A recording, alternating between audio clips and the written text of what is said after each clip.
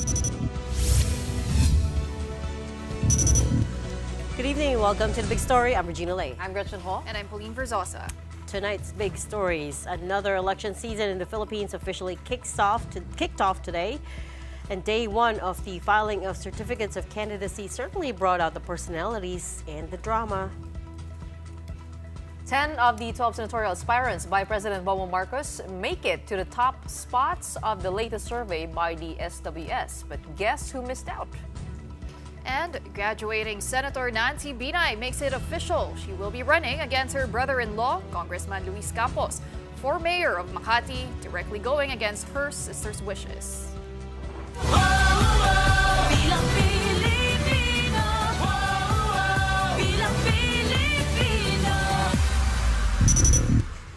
Bit of a slow first day for the filing of certificates of candidacy for the 2025 elections, at least on the national level. But as expected, it was a lively atmosphere over at the 10th city at the Manila Hotel, where all COCs were received for today. Well, it was an interesting mix. There were re-electionists, returnees, first-timers, and of course, the so-called nuisance candidates. Our reporter, Mon Gualvez, gives us a quick rundown of who's gunning for seats in the Senate and the partyless circle at the House of Representatives. Even before the clock struck 8 this morning, candidates were ready to submit their certificates of candidacy to COMELEC, set up at Manila Hotel's 10th city until October 8. First in line was Agri-Party List Representative Wilbert Lee, who's joining the senatorial race under Acción Democrático. If he wins, he says he is pushing for legislation for free medicine and medical services for Filipinos. Mawala yung takot at pangamba ng bawat Pilipino sa pagkakasakit. Yung pong dahilan kung bakit po napakarami po nating mga kababayan ang ayaw na pong magpadala sa ospital, nakaratay lang sa bahay dahil po pag nadala sa ospital, walang pambayad sa ospital, walang. Then there's re-electionist Senator Francis Tolentino, who's part of the Marcos administration's senatorial ticket. He first won a seat in the upper chamber with the endorsement of former President Rodrigo Duterte. I still hold President Duterte in the highest esteem. There's no bad blood, so to speak. I still respect him. What I did was not just a mere political decision. It has to be something aligned with my personal principles. Tolentino also says there's nothing wrong with political dynasties. Of a dynasty, a dynastic slate is perhaps anathema to what our democratic process is. Binoboto naman yun ng tao eh.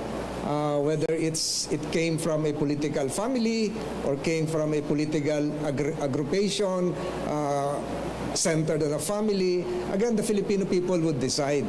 So that's the essence of democracy after all. So I don't see anything bad. Another senatorial aspirant is Jose Montemayor Jr., who lost his presidential bid in 2022. This time, he wants to be a senator. Kahit naman noon, malaki rin ang chance kung talagang nabilang lang na maayos. No? Pero ngayon, mas malaki ang advantage dahil nakilala na po ako. Like Lee, Tolentino, and Montemayor, independent candidates also turned up to COMELEC's makeshift office today to submit their candidacies for senator. Electrician carpenter Alexander Encarnacion says his invention can finally stamp out crime and corruption. So yung kung na-invento po nating laser course po Fortress on 2019, ora mismo po, titigil po kaagad ang illegal drugs at once ang corruption. Kaya nga dito po ako, nagbabakasakali para kung tayo po ay manalo bilang senador, isa sa bakas po yung concept po ng laser course po Fortress. Vlogger Mark Gamboa wants to be part of the upper chamber to fight fake news. Then there are senatorial aspirants hoping that this time they'll be put on the ballot. Among them is animal welfare advocate Norman Marquez, security guard Phil De Los Reyes, and once declared nuisance candidate Daniel Magtira. As for the party list race, candidates include Kabayan, Agap, and ACT CIS party list. Also vying for a party list seat or two are ako OFW, Lingap, ang Bumbero ng Pilipinas, and Kamanggagawa party list groups. Overall, COMELEC is satisfied with how day one of the COC filing turned out. So far, so good po. Walang untoward incident, normal ang filing natin ng candidacy at sana ganun lang mapanatili natin hanggang 8 ng Oktubre. For News 5, Mon Gualvez, we are One News. In the midst of the election fanfare, this may not be welcome news. The approval and trust ratings for the country's top officials dropped in September, most notably for Vice President Sara Duterte. In fact, in Metro Manila, her trust rating dropped a whopping 29 points. Mobile journalist Denise Valdesancho breaks it down for us. The approval and trust ratings of both President Bongbong Marcos and Vice President Sara Duterte declined in Pulse Asia's latest survey, which was conducted from September 6 to 13. The president's approval score dipped by 3 percentage points from June to 50% in September, while his trust rating slid 2 percentage points to 50% as well.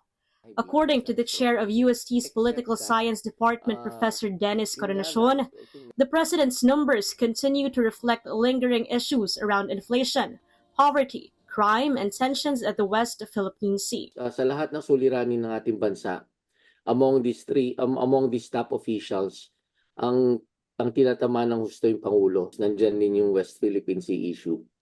Oo, alam naman natin na since the President is the architect of our foreign policy, patuloy tayo nabubuli. May mga hostile incidents sa mga disputed territories. Ang naisip agad ng tao ay yung Pangulo. O sasabihin sign ng kaduwagan. But the biggest movement in the survey showed up in Vice President Sara Duterte's numbers. She dropped 9 percentage points in approval in September, coming in at 60%, while she lost 10 percentage points in her trust rating, falling to 61%. The Vice President's biggest decline in trust was in the National Capital Region, where it fell a whopping 29 points to just 37%. It's the complete opposite for her in Mindanao, where her trust score dipped 5 points but remained at a high 90% in September. Political analysts say it's clear Duterte's numbers were affected by the contentious hearings on the budget of the office of the Vice President. He says it also didn't help that she butted heads with the lawmakers and boycotted the hearings. Nagtuloy-tuloy yung pagbanat sa kanya ng mga members ng House hanggang tuluyan na ngang nasira yung kanyang kredibilidad sa publiko, no? Ang gustong palabasin ng Kongreso doon ay corruption na Vice President official. The members of the House have succeeded, and it reflects on the survey ratings of the Vice President. Aside from the top 2 officials, Senate President Cheese Escudero and House Speaker Martin Romualdez also suffered declines in their numbers. Escudero, who took over just in May, saw his trust rating drop 13 points. His September approval rating came in at 60%. Speaker Romualdez, meanwhile, saw a 3-point decline in his September approval rating, coming in at 32%, while his trust rating dipped to 31% in the same period. Professor Coronation says the pressure is greater on Speaker Romualdez to improve his numbers, especially if there are bigger plans for him in 2028. Dahil kung si VP Sara Duterte, siya yung may pressure din sa kanya kasi expected rin siyang magtumakbo bilang presidente. The same goes for Speaker Martin Romualdez kasi siya yung ini-expect na pambato ng administration coalition sa darating na 2028 presidential election. Kung sa ngayon 32% or 33%, dapat by next survey cycle naka ka na, siguro 37 or 38. So little by little makikita mo na may progress. Mobile journalist Denise Valdesancho. We are One News. Let's move on now to a different survey. SWS's latest polling for senatorial preferences released just this afternoon. The headline is that 10 out of 12 of the senatorial candidates on the administration's slate have made it to the so-called Magic 12. Topping the poll is still House Deputy Majority Leader Congressman Erwin Tulfo with a commanding lead at 54%, followed by former Senate President Tito Soto, who rose 2 spots from the last survey. Right after them is Senator Pia Cayetano and former President Rodrigo Duterte, who is obviously not in the admin slate. Senator Amy Marcos rounds out the top 5, though she is statistically tied with Duterte. There's also Ping Lacson, Bong Revilla, Camille Villar, Abby Binay, Lito Lapid, Manny Pacquiao, Bato de la Rosa, and Bongo. Villar was the biggest gainer on that list. In the March survey, she had placed between 20th to 24th place. Senator Francis Tolentino, who is also part of the Alyansa ticket, fell just short of the top 12, but there is a mere 1 percentage point difference between his score and that of Bongo, 17 to 18%. The only other name in the admin slate who didn't make it to the top 12 is DILG Secretary Benhur Abalos, who is currently hovering at 16th place. This survey was commissioned by the Strat-based group and was conducted from September 14 to 23. Our first guest tonight is that one man within striking distance of the Magic 12, so-called Magic 12. We're talking about re-election as Senator Francis Tolentino. Senator Tolentino, good evening. Thanks for being with us again. Good evening. Senator, I don't know. As well. Yeah, it's a bit echoey. Can you hear me okay? Yes, I can hear you. Perfect. I don't know if you heard our earlier reporting, but our first story for tonight was about COC filing day 1, and there was a soundbite in there of you talking about the fact that you don't see anything wrong with dynastic politics. I wonder if you could expound on that, please. Nothing wrong per se, because they're voted upon by the people. It's the decision of the voters. So while there is a constitutional provision, as I explained it, and I was asked that said provision is not self-executory and would need an enabling legislation to have that implemented. So I think we have to wait for that law. But thus far, there are dynasties, quote unquote, that are can be considered as performing well. Yeah, there are a number of families running next year, Ngay. So do I take it to mean that if you do get... it's not bad per se. Right. Do I take it to mean that if you do get a second term in Senate, that you're not going to be supportive of the anti-dynasty bill? I'm not saying that, but it has to be clarified, explained. Preventing members of a political family from running would not probably be the right cure for a disease that is intended to be cured. It cannot be considered even as prophylactic, because you look at the records of the candidate himself or herself, not just because he or she belongs to a political family. What, to your mind, would be a better cure then? I still don't. Better education, information campaign on the part of the voters, better understanding as to the background and platforms of the candidate, and greater involvement of the voters themselves in really filtering out the bad ones from the good ones, and transparent good governance. Senator, you recently got out of the party of former President Rodrigo Duterte, PDP Laban, and you mentioned that it is because of the misalignment in principle. And you cited also that you stand differently when it comes to the West Philippine Sea. Is that the main reason, or meron pa pong iba na that's the reason. That's part of the letter. That's what I also mentioned this morning when I was asked. It's the realization that our engagements with various countries would really be needed, while at the same time strengthening, fortifying our diplomatic relations with countries that can really help us, not just defensively, but even economically. So that's the reason. You've been exposed to the defense challenges of our country bilang kayo po yung nagtutulak ng Maritime Zones Act. What do you think did we do wrong, or what did we not get right with the previous administration that you're trying to correct now? It's the engagement various countries. We're now anchoring all our agreements, even before the 2016 arbitral ruling, that the international law of the sea is really an international, global alliance. So that's why we have to engage all of the signatory countries in our effort to really fortify our claims. So it's not just talking with one country bilaterally, but it involves the entire world. So did we miss a chance? I don't think so. It's just being highlighted right now that there is a need to engage other countries. Senator, alam po natin, kadikit nung problema nga po natin sa West Philippine Sea at yung security challenges, yung usapin din ng Pogo. I wonder if what your stance on that is, knowing that it could also be, used by China to be able to spy, to be able to surveil our bases, military bases. I mean, do you think we should not have let those businesses in? Ano pong ano? Well, it was initially, I think the intention to raise revenues was good.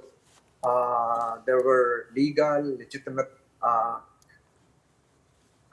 players of that industry, quote unquote, who really employ thousands of Filipinos, employing thousands and helping their families. So, but when the abuses came, perhaps when the illegals came, when the illegitimate came without regulatory oversight on the part of the agency designed to oversee them, and they came, so it's really, it got complicated. So you're not talking of, you've heard this during our investigations of human trafficking, scams perpetrated, money laundering, and what have you. But initially, to provide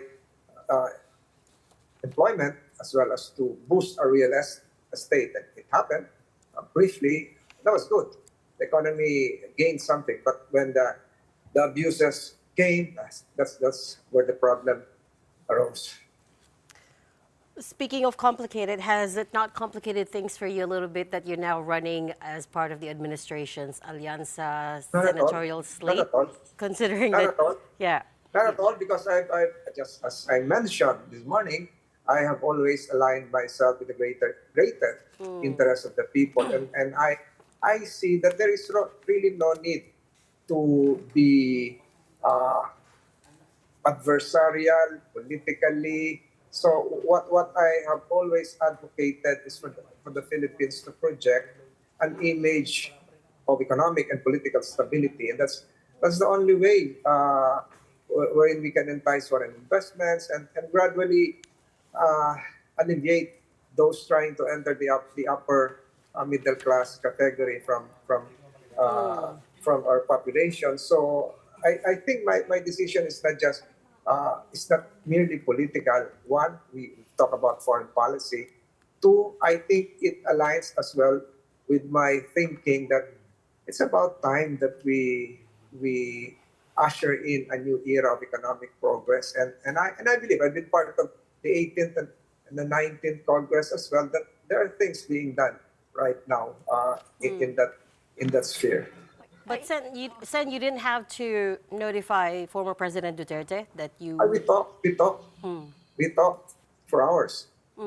What did he say about you running under the administration? I'd rather have that confidential, but I still hold it in the highest esteem, as I have mentioned.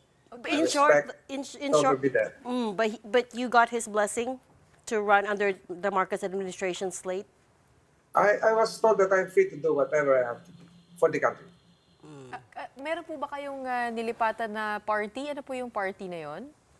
Initially, I was independent, but I was adopted by the administration party. Senator, we also wanted to know, how did Senators Bongo and Bato de la Rosa take your joining the Marcos government's ticket? I think they realized, because they were there during the meeting. I cannot speak for themselves, so they were there, they were present. Okay.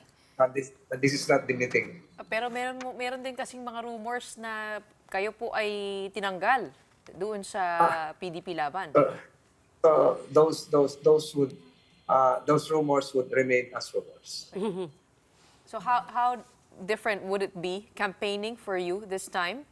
You are a sitting senator. I'm used to campaigning even as an independent. I'm used to been going around even alone. So it's nothing new for me. I've been going around the country alone. You'll be going around alone, or will you No, be going I'm with used the to that. administration slate? I'm used to that. I'm used to that. But I'm part of the slate. So if there are some sorties that would require my presence or would require my saying something about defense, foreign policy, local government, green economy, I'm willing to say my piece. How will you divide your time? Because on the latest SWS survey, nasa 14 kayo. Pulse Asia, nasa 24. I have another one. That's why I'm surprised. I have another one, same SWS, which places me on number 11. You can zoom this. The same, just got confused. Do you see it? Same day. No, sorry, Sen, we can't really see it. But we leave that at the moment. So I'm just doing my job as the majority leader, right, shepherding various legislative measures and trying to marshal the cohesiveness of the Senate, and as well as, if free, to campaign. The SWS survey that Gretchen was referring to was released just today. You're just yesterday. Oh, okay. You were in the today survey. You were just 1 percentage point away from Senator Bongo. But in any case, the question there remains: are you confident of your chances for another term in the Senate? Let the people decide. That was also my situation when I first ran years ago. So we just let the people decide. Speaking of when I filed my certificate of candidacy earlier this morning, I think I was accompanied by my governor, Cavite, John Vicremulla, as well as one of the mayors here in Metro Manila. So we still have some alliances being attained. Well, speaking of doing your work, one thing that has been put into question is the defense budget that was under the National Expenditure Program na pinasa. Parang out of the 200 plus billion, ang naaprubahan ay nasa 70 billion. May chance po bang maitaas yan? At yun po ba yung itutulak po ninyo? I think if you look at the trend, we're going down. Starting 2022, 23, 24, the defense budget is going down. So the ideal ratio would be 2% of the GDP. So we're not yet there. We understand that there are some more priorities in terms of social services of the government. So there's a need to balance that. And a lot of things are happening. I still want to have a Sulu transition fund to provide the province of Sulu a buffer because they were removed from the Bangsamoro regional government. So a lot of things will be in play. These are evolving matters. But does it not send the wrong message to China? We're talking defending our country. We're not going to surrender a square inch, and then we see the budget. It's going the other way.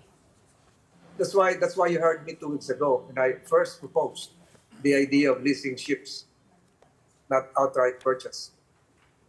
Through that mode, we can really acquire big-ticket items that would really boost our Navy as well as the Coast Guard. So these are arrangements being done by other countries. If you look at, if you even search online, Singapore has a submarine, but Singapore doesn't own that submarine. They're just leasing a submarine from Sweden. So we can do that. I floated that idea 2 weeks ago. Right.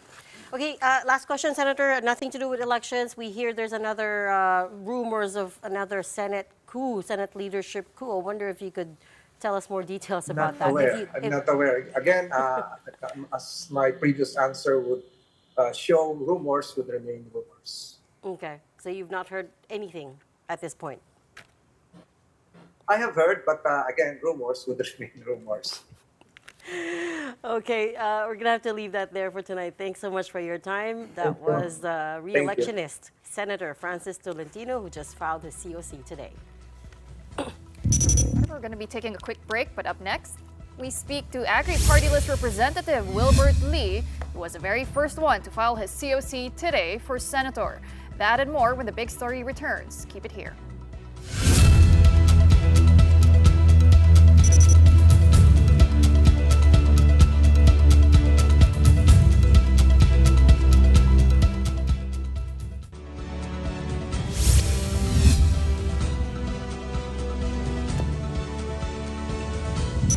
Welcome back. You are watching The Big Story here on One News.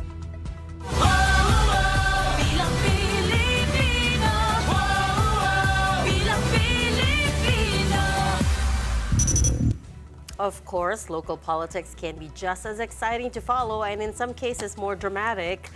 Let's take a closer look. In Makati City, it's shaping up to be a fierce battle between two Binay families for the mayoralty, similar to what happened in 2019. Senator Nancy Binay has filed her candidacy for mayor of the wealthy city, which has been a stronghold of the Binay since 1986. As everyone knows by now, Nancy will go up against her brother-in-law, 2nd District Representative Luis Campos, husband to her sister, Abby. When she filed today, Senator Nancy got a bit emotional talking about the friction in their family. At the end of the day, ate pa rin niya ako, di ba? Magkapatid pa rin kaming dalawa. Kasi pamilya pa rin kami, di ba? And mas mangingibabaw yung pagiging pamilya namin. Sa akin, hindi ko kalaban ng kapatid ko. Walang Abby Binay sa balota. So, hindi kami magkaaway. And then later today on our sister program on 1PH, Sa Totoo Lang, Senator Nancy said she hopes her sister will honor the fact that their father, former Vice President Jejomar Binay, nominated Nancy and not Abby's husband. Sa akin naman, I hope and I also pray na I think nagdesisyon na yung father namin, di ba? The mere fact that he signed my certificate of nomination, sana respetohin din niya yung naging desisyon ng aming ama na ako yung napipili niya na tumakbo bilang mayor ng Makati. And over in Quezon City, re-electionists Mayor Joy Belmonte and Vice Mayor Gian Soto filed their certificates of candidacy together. If they win, this will be their third term under the Bayan Party. There's also a chance Belmonte will run uncontested, something she says she would be very happy about. If I will run uncontested, I will be very, very happy. And this is to the grace and glory of God. The first term was a pandemic term. So ako naman ang maasa, wala ng pandemya sa third term. At lahat ng mga plano natin, smooth sailing na may sasakatuparan natin. Meanwhile, in the congressional race, House Speaker Martin Romualdez filed his bid for re-election in the 1st District of Leyte. He is running under Lakas CMD for a potential 6th term in the lower house. Romualdez first served 3 consecutive terms as Leyte's rep from 2007 to 2013. In Quezon City, re-electionists 1st District Representative Arjo Ataide and 5th District Representative PM Vargas filed their COCs. Over in Navotas, Representative Toby Chanco is running for another term in the city's Lone District. Meanwhile, in Cavite, mother and son Jolo and Lani Mercado Revilla are running for a 2nd term as 1st and 2nd District Representatives. In the party list race, Buhay and Bayan Muna are trying to make a comeback. Both groups lost in the 2022 elections. Bayan Muna is led by human rights lawyer Nery Colmenares, who led the group in filing their COCs today, accompanied by other nominees Carlos Zarate and Ferdy Gaite, while Buhay was led by former Manila Mayor Lito Atienza. The showdown between the Binays and Makati is still very much dominating headlines at this point. As we know, it's been an exchange of words because we have, as we recall, we had Mayor Abby Binay on our show just on Friday talking about how she hoped and prayed that her sister Nancy will not run. Tapos yun nga, come Monday, one of the very first ones in the Senate to file for Makati Mayor is none other than Senator Nancy. She was very emotional in that interview. Yeah, I would be too because it pits it puts her in a very tough spot. And I asked her about it on Friday, and she said, kaya nga, I hope she doesn't run because, you know, Mayor Abby wants her husband to take that spot. So now it causes a bit of friction. And also not clear what will Mayor Abby's husband, Congressman Campos, do in case he loses, or what will Senator Nancy do in case she loses, right? So big question there. Also, let's take a closer look at the election by the numbers. There's a lot of seats up for grabs. We're talking about 18,280 seats on the national level. The most, of course, the most important seats are we've got 12 senators, 254 seats in the House of Representatives. There will be 63 party lists. 82 governors and at least 149 city mayors. Well, ako naman ang binilang ko today, yung mga vlogger at content creator na tumakbo. Kasama dyan si Ross Martan sa District 1 ng Manila. Siya yung na-declare na persona non grata ng Palawan. Right. Sa viral video with Rendon Labrador. Mark Gamboa, political vlogger, is running for senator. Mo kauso inaantay pa natin. But some celebrities, si Ayon Perez, the husband of Vice Ganda, Enzo Pineda in QC. Marco Gumabaw is running for congressman in Camarines Sur. There are also several ordinary Filipinos running. Some have been tagged as nuisance candidates. Some. May security guard. Pero yung animal rights activist na si Norman Marquez. Yes. Tinalo niya yung Comelec Right. nung it declared him as a nuisance candidate. So he's running again this time for senator. So, and that's interesting. I mean, how do you qualify being a nuisance candidate, right? well, there are three Very qualifications. specific terms. You have to put the election in mockery. You have to cause confusion. And the third is if you don't have a bona fide intention to run. To run, you're just putting your name down. Kasi as Chair George Garcia told us, it's one thing to file your COC, it's another thing entirely to make it to the ballot, right? So those are two separate things. Well, Daniel Magtire also filed a COC today. Siya He's yung been dating viral. asawa daw ni Chris Aquino. Yes, Ngayon, boyfriend daw gusto siya ni niya Chris Aquino. But now, si Amy Marcos. I do not know this. Is that true? I don't know. We'll never know. As Senator Tolentino said, they'll remain rumors for now. All right, but on the other hand, the administration's Alyansa para sa Bagong Pilipinas, or Alliance for a New Philippines, is still working on its list of local candidates. Kaya nga ako nag-file ng maaga kasi hanggang kagabi meron pa kami mga inaayos ng mga local candidates. Kasi ideally, kung part ng Alyansa, sana hindi sila maglaban-laban. No? Navotas Representative Congressman Toby Tiangco is also the designated campaign manager of the Alliance, and he says they will strive to finalize their roster by October 8, the deadline for filing of COCs. Tiangco also says they will continue to support Senator Amy Marcos, even though she withdrew from the Marcos administration's senatorial slate. Tuloy pa rin ang suporta namin ng Alyansa sa kandidatura ni Senator Amy. Kasi kanya-kanya silang style ng kampanya, di ba? Yung iba mas gusto sa grupo, yung iba gusto individual campaign. So kung ano makakabuti sa kanya, susuportahan namin dahil ang gusto naman namin, manalo yung kandidato ng Alyansa. So hindi naman namin sila pipigilan kung ano yung kampanyang komportable sila at kung ano yung kampanya makakabuti sa kanila. Okay, as we said earlier, first to arrive at the Manila Hotel this morning for the filing of certificates of candidacy was Agri Party List Representative Wilbert Lee. He is gunning for a seat in the Senate this time, and he is live with us here in the studio this evening. Good evening, Congressman Lee. Good evening. Congratulations on becoming the very first to file your COC. Now you've become... Sana number one na lang talaga. Not only the first to file. At least first ka pa rin. First to file, and your name is out there. Tell us why you're gunning for the Senate this time. You've only had one term in the House, right? Yeah. I believe that I can do more in the Senate. Mas marami akong magagawa doon. I don't need to get the consensus of so many people. No? Like in the Senate, you just need to, stock to 12. No? Maybe 12, 12 lang kayo. Pag nag-okay yun, mas mabilis na mapagawa. Unlike in the lower house, no, you need to talk to at least 250 plus congressman for your bill to be approved or to be passed. No? So, and then once it passed in the lower house, once it gets to the Senate, pag hindi dun okay, may ipit din doon. No? So, parang ganun nangyari. In other way around, once it's approved in the Senate, and then it goes to the lower house, normally it's just adopted. No? The Senate version is just adopted in the lower house. So it's easier actually. What have you learned in your first term in Congress? What I have learned? What have I learned? Well, there are so many problems, so many things that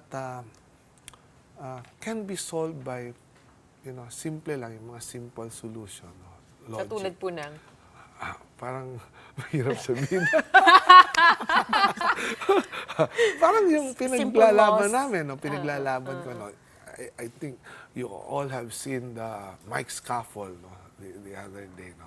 It all started from yung pinaglalaban natin, yung healthcare, health benefits. No? There are so many, there's so much money in PhilHealth that is invested in banks, no? Time deposit, treasury bills, and everything. And yet, every day, every minute, every hour, we can see, ordinary people, ordinary nating kababayan namamatay minuto because they're afraid na dalhin sila sa hospital because walang pambayad sa hospital.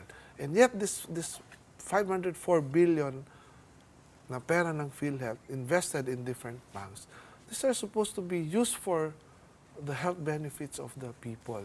So, yung ganitong nangyayari, why is these things happening? No? So we assume you're questioning the excess funds of the PhilHealth. It's not actually, I don't want to call it excess fund because I want to call it excess fund if all the benefits have already been answered and covered. No? The benefits, the case rates, they have not been adjusted for the last 12 years. No? What does it mean? 12 years ago, if one room would cost you 1,000 pesos and then PhilHealth would be paying, or yung binabawas ng PhilHealth is 300 pesos, that room now would cost you 2,000 now, and PhilHealth would still shoulder yung 300 or 400 lang. So, tumaas na yung presyo ng room, pero yung binabawas ng PhilHealth, ganun pa rin. Okay. So, in the last 12 years, na-adjust only recently, only now. When we started fighting for this, for the increase in benefits, naging successful kami, additional of 30%. No? But sobrang liit pa rin yan. Okay? So, gusto ko mangyari, another 50% increase, no? Which naging successful tayo because finally, they committed, the DOH Secretary and the PhilHealth President, pumirma sila sa akin, and this coming November, additional of another 50% increase. No? Plus all the diagnostic scans, MRI, PET scan, CT scan, covered na rin siya.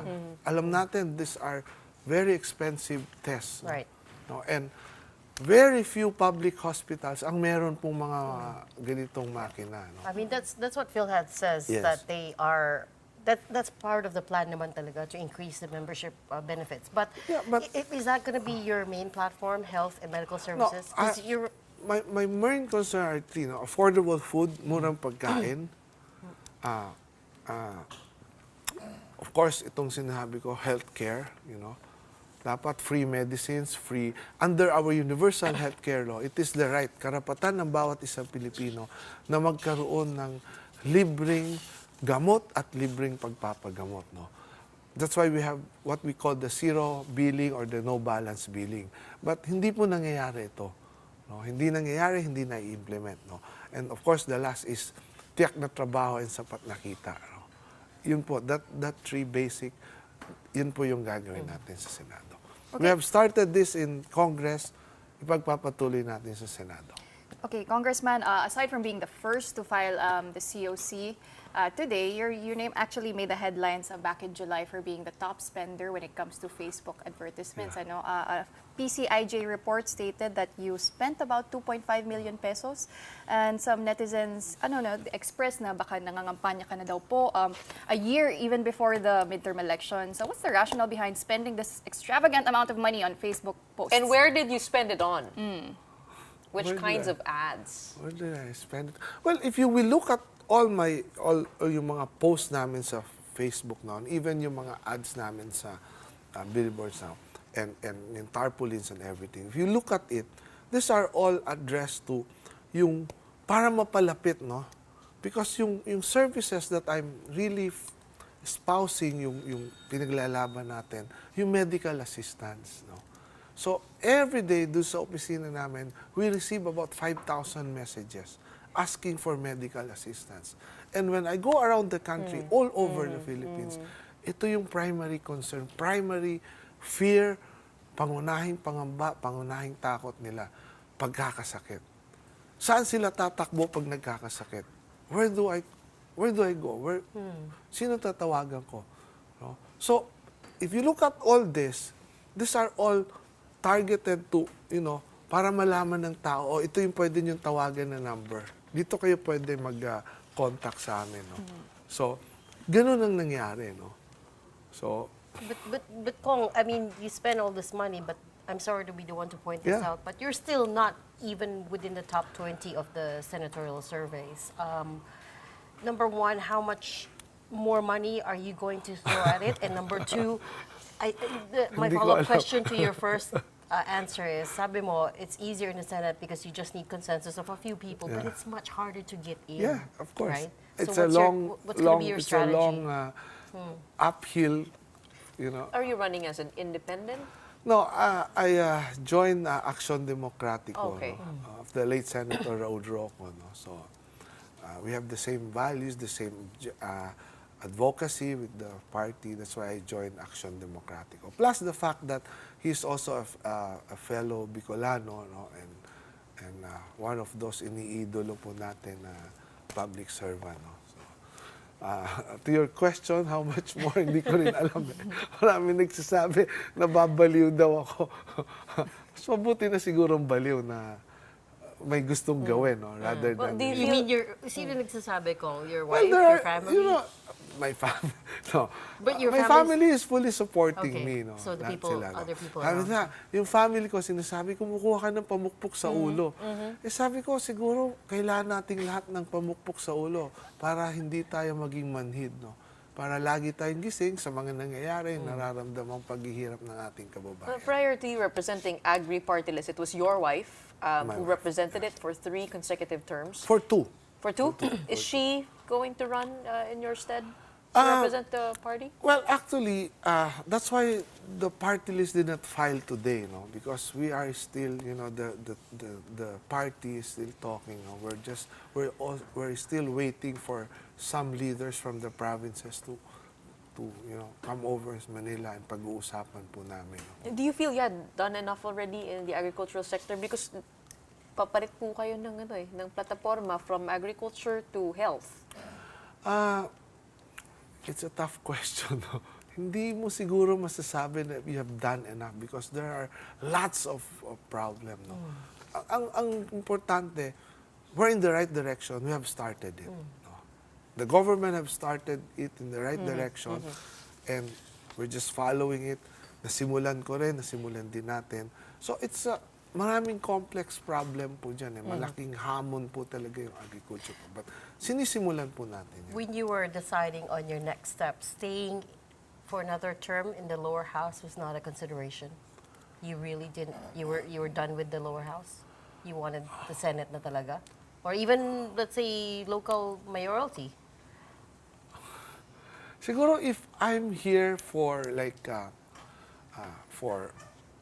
personal interest or whatever, then I would say that I would consider running for another term in the lower house. No? Because based on the surveys, yung agri is sure na magkakaroon ng isang seat pa. No? Right. As a party list, yes. On the survey. No? So, if I'm there na for, ayokong banggitin kung anong other purpose, siguro gano'n. No? Pero hindi gano'n. No? Talagang para sa akin, gusto ko talaga yung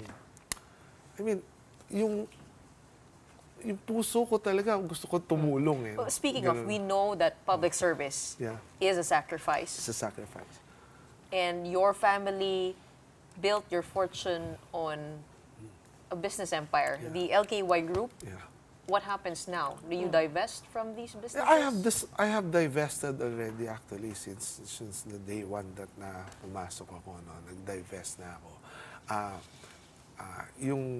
Sa management naman and everything, we have professional managers, but of course, yung kids ko, yun ang mahala. You know, the story is when I decided to run and to enter politics, no?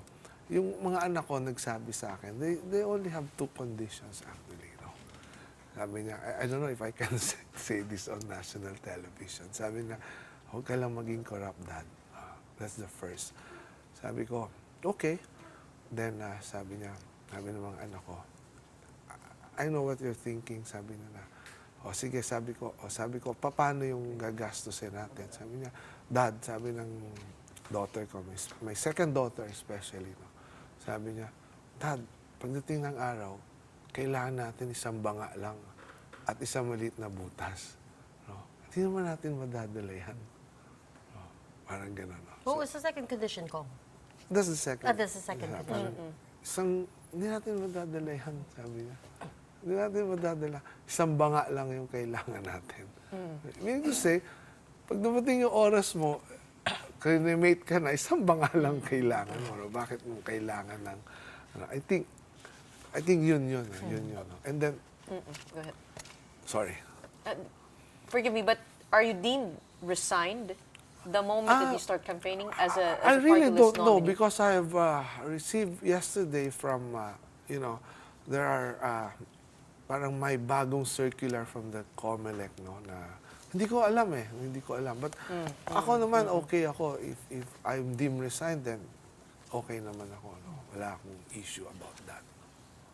Okay, so healthcare, agriculture, and jobs. That's going to be your platform. Jobs, agriculture, affordable food, because I always believe that para bumaba yung ating pong pagkain, to lower our inflation, the correct way is to boost our production, our local production. Pero matagal-tagal po na solusyon yun. That's a bigger conversation, but we're gonna have to leave that there. Sa akin kasi, food security is a national security issue. It is. President Marcos himself has said that. If it's a national security issue, then automatically we should appropriate funds for it every year. We should prioritize it. We are going to have to leave that there for tonight. Thanks Thank so you. much for being with us. Thank you so much. Agri Party List Representative, Congressman Wilbert Lee, gunning for a seat in the Senate, this time under Action Democratico. Well, we're going to be taking a quick break, but up next, 10 members of Aegis Juris Fraternity are sentenced to life imprisonment over USC law freshman Atio Castillo's death back in September 2017. The details of the case when the big story returns. Keep it here on One News.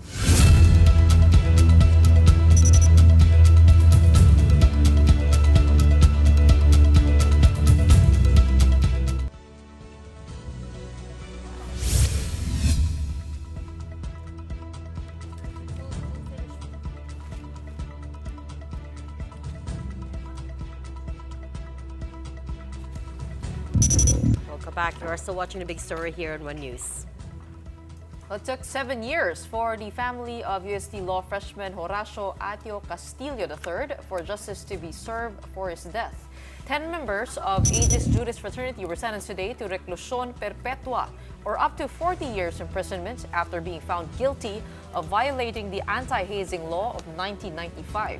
They were also ordered to pay civil indemnity and moral and exemplary damages to the heirs of Atio Castillo. Castillo was 22 years old when he died on September 17, 2017, after the initiation of the Aegis Juris Fraternity. Members of the fraternity brought him to the Chinese General Hospital, where he was declared dead on arrival. The guilty verdict is a team effort. We all placed our 100%, and we got our conviction. I think it's about time heads should roll in UST. And before we go, just a reminder for those flying out tonight or in the coming days, well, parking rates at the NAIA have gone up. As you can see, the regular rate for cars has been adjusted by 10 pesos, and the duration for the first hours of parking have also been reduced from 3 to 2. But here's the kicker. For overnight parking, the rates have quadrupled. From 300 pesos for 24 hours before, it's now 1,200 pesos. And that's just for cars. MIA says this is part of the concession agreement with San Miguel Corporation, which now operates NAIA. And more than income, the higher rates aim to address traffic around the terminals. Yun ding kultura, no, na one passenger pero 5 kotse yung magsusundo. I guess that can be addressed with this one also. I think it addresses so many congestion concerns so that masigurado din natin yung flow ng traffic sa ating parking facilities na kahit dagsa yung arrival, hindi siya ganun ka-congested. A good option is to do ride-hailing. I've been doing that Really? for To my the trips. airport? Super bilis na lang. Okay. Kung nag-book ka, mga 10 minutes. To the airport? Yes. Okay, Madami ng because supply usually ng ride-hailing. Oh, usually it's quite difficult coming out of BGC, but thanks, Pao. That's exactly what we love to hear. More expensive stuff, more expensive parking, more expensive. But this is just the first, no? Yeah, this is Of the series of increases that the new NAIA operator is expected to implement now that it's under San Miguel. And just as long as things are getting better. Yeah, I get the rationale behind it. But I guess it remains to be seen as well just how much better, right? Although we're talking about a long runway here. Oo nga pala, Pao, siya ang resident Grinch namin. Because Perpetual optimist. Because you're paying now for more, right? You're paying now for more today. No. To go to the airport, it's 500 pesos. That's so a mas lot. mura yun. Mas mura yun Than kaysa paying mag 1,200 ka. Overnight parking. Overnight. Well, dapat quadruple din yung improvements. If quadruple See? yung increase Thank you. Thank you. Exactly. If you're going to quadruple it, if you're going to quadruple the improvements, especially with the lavatories, the bathrooms, right? And the list goes on and on. But on that note, that's the show for us tonight. Well, join us again tomorrow for the second day of the filing of the COCs. In the meantime, we are One News, all sides, all the time. Thanks for tuning in. Have a good night.